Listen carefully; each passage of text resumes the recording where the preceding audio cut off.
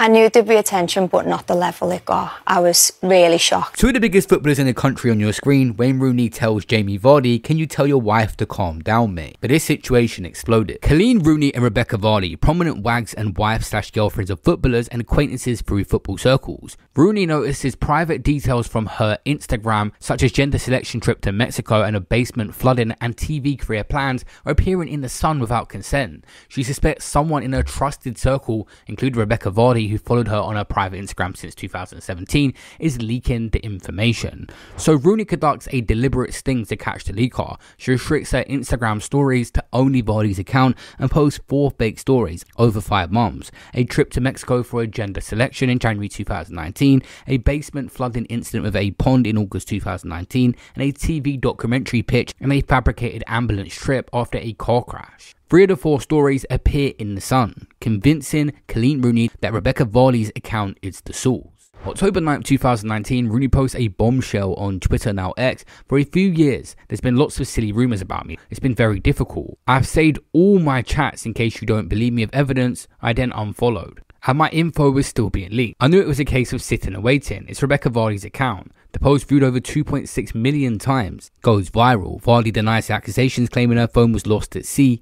And her agent Caroline Watt calls the accusation devastating. Now, Rebekah Vardy at the time is pregnant and claims the accusation caused severe distress, including death threats. She hires experts to investigate her account and publicly denies leaking the stories, suggesting also that multiple people had access to her Instagram account. Coleen Rooney stands firm, supported by fans who praise her. In November 2020, Rebekah Vardy files a libel lawsuit against Coleen Rooney at high court, claiming her post damaged her reputation and caused abuse. She argues the accusation was false and defamatory, and she didn't personally leak the stories. And because she was taking legal action, there was actually chants at football games saying that your wife is a grass for telling to the authorities.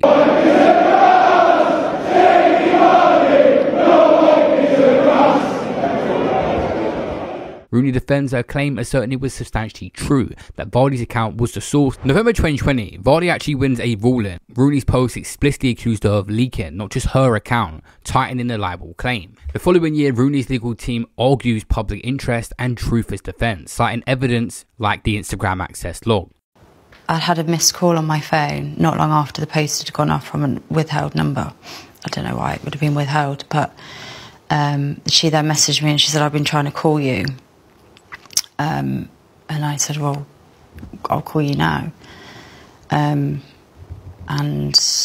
I picked up the phone and I called her and basically said, "Well, what the f*** is this?"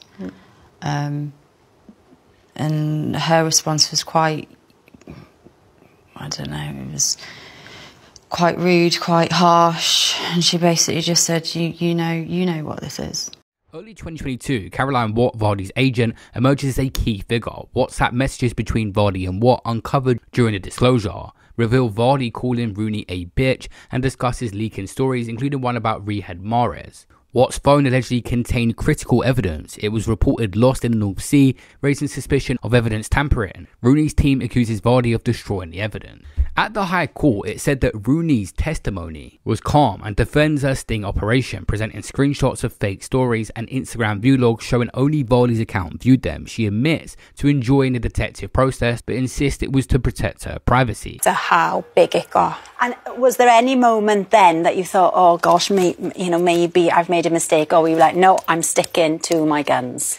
No, as I say throughout the documentary, they were my words and I stick by them today, and that was something that I continued with. It was tough. There was times where I just wanted it to go away, but that's what I had to do. I had to just battle on. In her defence, Rebekah breaks down, denying direct leaks but admitting Watt had access to her Instagram account. She struggles to explain the WhatsApp messages that say, "I want paying for this," about a Rooney story, as she admits selling stories about others in the past. And at that point, I really didn't know what it was. I'd read the words, and you know when you read something and it's just like, it's like reading it about someone else. Yeah. And it's like, no, surely this is not real. This can't be real. Like, no one would do that. No one would do something, so sinister, knowing that they were weaponising a fan base against someone. What would you do if you saw her in the street tomorrow? Would you? I'd ask her if she wanted to go for a cafe near her. Really? Yeah, that would be nice. court notes that her missing phone and deleted WhatsApp backup suggest deliberate obstruction. A Sun journalist confirms receiving tips from Vardy's circle, but not directly from her. July 29, 2022, Rooney wins the case. Vardy actively leaked Rooney's private stories to the Sun, either directly or via a manager, without knowing approval. WhatsApp messages show Vardy's intent to leak for profit or clout. Vardy's evidence was in destruction while Rooney supported the case. When doing research on this case and everything behind it, I was looking through everything to do with the court, and this guy attended the trial and had the most wild story about a 300-year-old chimney that has nothing to do with this, right? So look how he integrates that into this case. This is the most bizarre thing. Make sure you watch this to the end to understand it. How it relates to the Rooney Agatha Christie libel trial. So back in 1722, a chimney sweep was cleaning a chimney when he found a piece of jewellery, and he took it to a nearby jeweller to get it valued with an eye to selling it. Let's not question too much about how he got hold of it. When he did this, the jeweller did a sleight of hand. He took out the gems and handed back the empty metal casing. Now, the chimney sweep didn't like this, so he took the case to court, and the judge ruled that just because the gems had been removed didn't mean that you couldn't make up some idea about what they were worth. And in the absence of the gems, the value of them would be the maximum possible amount that could reasonably be held by those holes. So if you're following, just because there aren't the gems doesn't mean you can't guess at the value, and if you're guessing at the value, you should assume the worst. You should assume that it's the maximum possible value.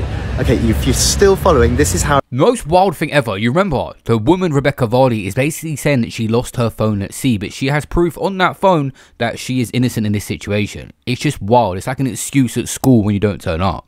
Rooney's lawyers say that because in their mind evidence was lost by Rebekah Vardy, potentially accidentally, potentially and arguably deleted on purpose, that the judge should assume the worst.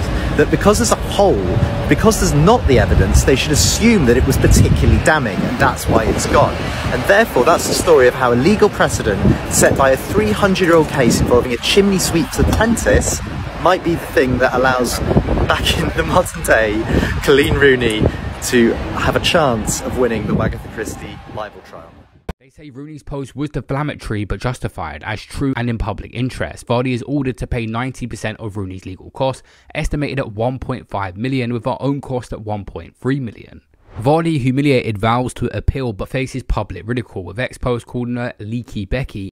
Do you know what? It's ridiculous now. It really is. But do you know what? If you want to fan the fire, the flames are going to get higher. You know, I wasn't going to carry on talking about this. I had no intentions of talking about it, but you know, she clearly can't let it go. You know, we've done a book, we've done a documentary, we're going into the jungle. Dancing on Ice next? Well, maybe, you know. I think she always wanted my life.